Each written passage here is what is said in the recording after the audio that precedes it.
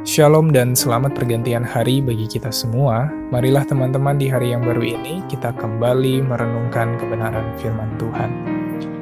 Renungan kita pada petang hari ini diambil dari buku My Life Today, halaman 83 paragraf yang keempat.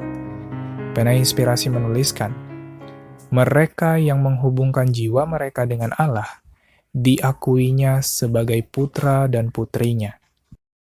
Dengan kata lain, kutipan ini mau berkata kepada kita, bahwa ketika kita menghubungkan jiwa kita dengan Tuhan, maka kita akan diakuinya sebagai putra dan putrinya. Ya, mungkin ada yang bertanya bahwa bagaimana caranya kita bisa menghubungkan jiwa kita dengan Kristus. Ingatkah teman-teman tentang perkataan Kristus di dalam Yohanes 15 ayat 5? Di sana Kristus berkata, "Akulah pokok anggur dan kamulah ranting-rantingnya." Kita tahu bahwa pohon anggur memiliki batang utama dan juga cabang atau ranting. Dan setiap ranting itu terhubung dengan batang utamanya, pokok anggurnya.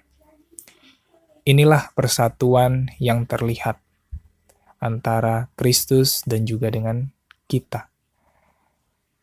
Kristus adalah pokok anggur, batang utamanya. Ranting-ranting itu yang adalah kita, terhubung dengan pokok yang adalah Kristus. Lalu Kristus melanjutkan masih di ayat yang sama. Barang siapa tinggal di dalam aku, dan aku di dalam dia, ia berbuah banyak. Jadi ketika kita ingin terhubung dengan Kristus, kita harus tinggal di dalam Dia dan Kristus ada di dalam kita.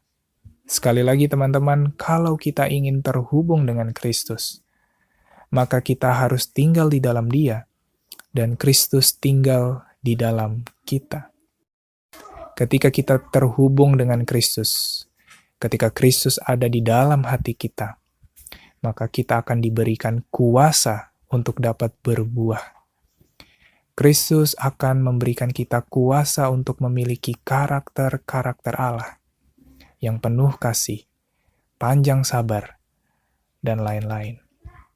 Ketika kita tinggal di dalam Kristus dan Kristus di dalam kita, maka kita akan diberikan kuasa untuk menang melawan dosa.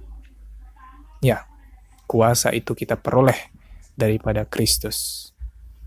Itulah sebabnya di dalam Yohanes pasal pertama, ayat yang ke-12 dikatakan, tetapi semua orang yang menerimanya, diberinya kuasa supaya menjadi anak-anak Allah, yaitu mereka yang percaya dalam namanya.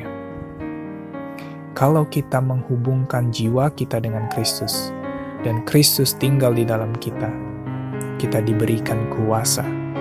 Kuasa itu diberikan supaya kita menjadi anak-anak Allah, supaya kita dapat memuliakan nama Bapa kita di surga dengan karakter yang serupa dengan Kristus.